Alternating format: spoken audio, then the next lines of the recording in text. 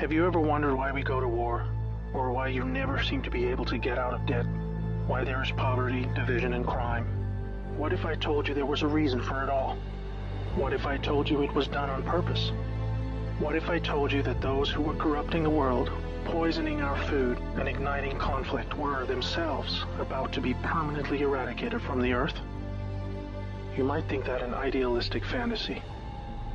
Well, let me tell you a story. We acknowledge there are criminals, of course. They rob your house, they steal your phone. They can murder you too if they think they can get away with it. We have all experienced criminals in one way or another. Criminals, as we know, are those who choose personal gain over the rights of others and have no regard for the law. But here is where you need to expand your thinking. Criminals can also succeed in business and politics, and can be elected as our leaders. If a criminal became the president, imagine what they could achieve. They could use the full weight of their executive power to commit much larger crimes, and ensure they and their friends were enriched to the fullest extent possible. A criminal president could create alliances with other criminal presidents, and then collaborate on more global criminal activities. Anything goes. Drug running, human trafficking, whatever makes the big bucks. The 20th century was turbulent with war, economic disaster, famines, and displacement. We have always accepted these things as just human nature, and simply the way the world works. Something inevitable, and due to the weaknesses of human nature that drive us to these actions. This is where we were all tragically wrong. You are not a criminal. I'm not a criminal. So how can we just assume that it is human nature that is driving all this pain and misery? What if it wasn't human nature at all, and as a result of something more deliberate? We were taught that capitalism was the cause of a massive rich-poor divide and the reason for poverty, which in turn is the reason for war, crime, and starvation. Others were taught that communism, the system of equal wealth across all people, was really to blame for the mess. But you see, folks, it is none of these things. It is not our nature to fight and be racist. It is not in our nature to rob from others. What you must learn is that it was the criminals all along. Yes, they got power. More power than a criminal should ever have. They rose to the top of media companies that control our news and entertainment. They ascended to the top of the banking system, also to the Oval Office, to Brussels, to the Vatican, to the Crown. They crept in quietly. They became leaders of agricultural companies who have control over our food supply. Also big pharmaceutical companies, the ones we trust to help us when we're sick. Nobody stopped them, and they just recruited more criminals to help them. First, they accumulated the world's wealth. They invented a system of money called central banking, which lends money to governments with interest, placing countries into eternal debt. People's wealth got less. Their wealth got more. Much more. When a criminal is already as rich as they can get, then protecting their ill-gotten gains becomes the priority. Angry citizens tired of being poor are a major obstacle and can revolt if they suffer enough. The criminals needed to prevent this. So they diverted attention to the last remaining competitor, the people of the world. You and me. We were not happy being ruled by criminals and having to work 3 jobs just to survive. They know we won't accept it. So they use their control of the media to set black against white, woman against man, young against old, Muslim against Christian. They convinced us we were the problem so that we would fight and destroy ourselves. To get it done faster, they attacked all aspects of humanity that make us strong. Like family, using their influence over culture, they popularized lifestyle choices that led to a surge in broken homes, lost youth, and substance abuse. I could talk all day about how else they deliberately weakened us, and it would turn your stomach. We were just trying to get on with living. So where are all the good guys? Good people just want to get married, have kids, make a living, and enjoy their liberty. Well, there were good guys. Many. One became the President of the United States in January 1961. He knew about these criminals and wanted them gone. He knew their intentions for us all, and he wanted to fight them. Sadly, he had no idea how powerful they had become. Reagan also had good intentions for the American people. He knew this criminal mafia controlled almost everything by this stage, including the powerful rogue intelligence agencies. His economic policies were promising, but the criminals needed a weak America to hold on to their power. Reagan was shown with a bullet that a growing U.S. economy and prosperous citizens were not what the criminals wanted. It was looking pretty grim for good people. Every time someone wanted to stand up and do the right thing, they got stopped. Were we ever to be freed? These criminals are also known as the Deep State, or Cabal, because of how they control things behind the scenes. Every president after Reagan was one of these Deep State criminals, and their empire got even stronger. With each bad president came new depths America and the world would sink. The world collapsed into darkness.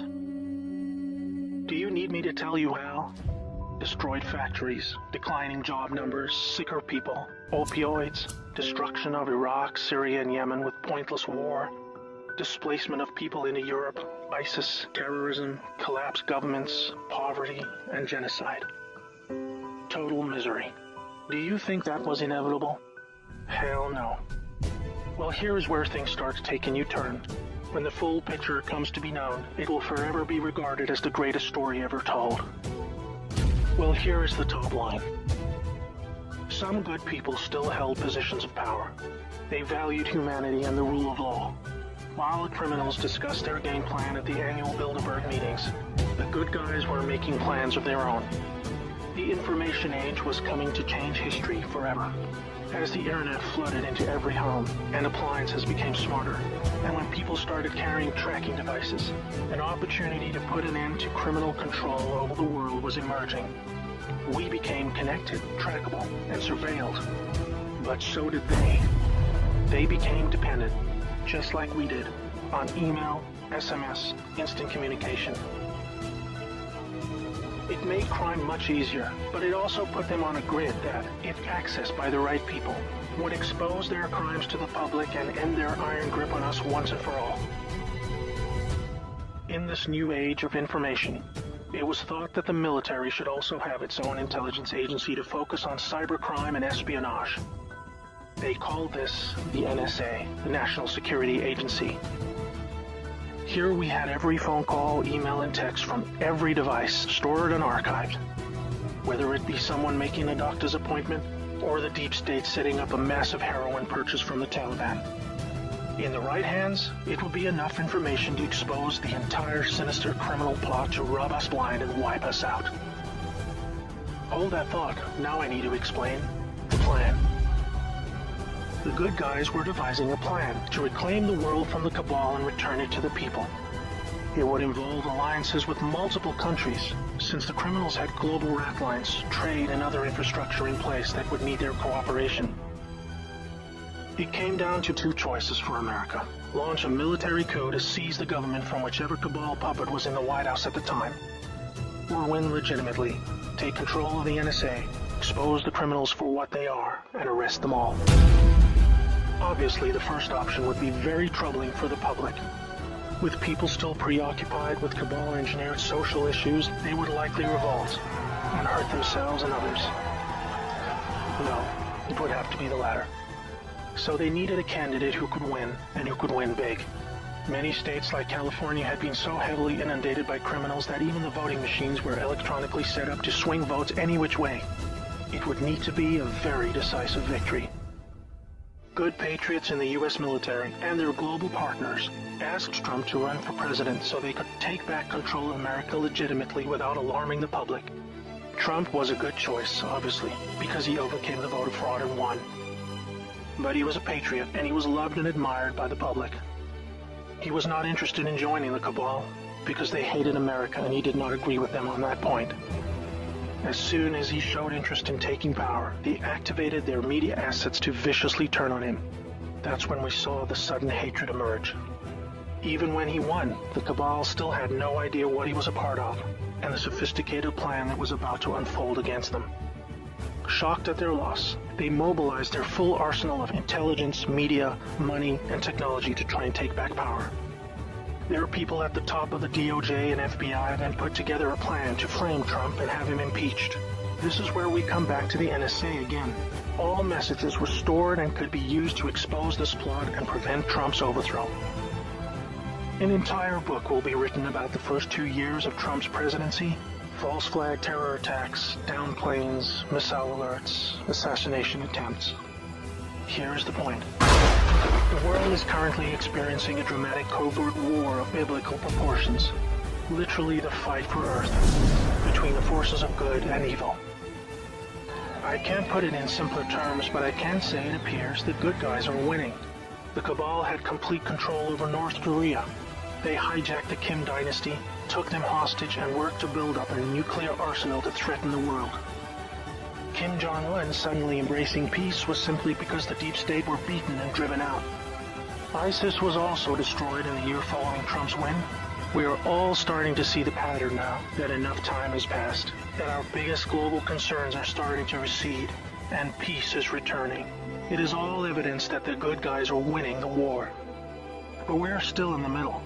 While a lot is improving, it still puzzles many that most of these known criminals are still free, especially the higher-ups like Hillary Clinton, the Bushes, and Obama. That is coming in the next chapter of the story. That's why we have Q. The good guys with control over the NSA began the Q intelligence dissemination program to invoke an online grassroots movement that came to be called the Great Awakening. It started on underground internet channels and then moved to the mainstream. Q has been a fun distraction for those who follow world events and desire truth, but it is about to begin a much more important and necessary phase, keeping the public informed when the deep state war breaks out onto the surface. By this, I mean high-profile arrests. Yes, folks, the criminals I'm referring to are famous politicians, actors, singers, CEOs, and celebrities. People who have earned our trust, respect, and admiration. They have done very bad things that are all fully known and documented, and they will be severely punished.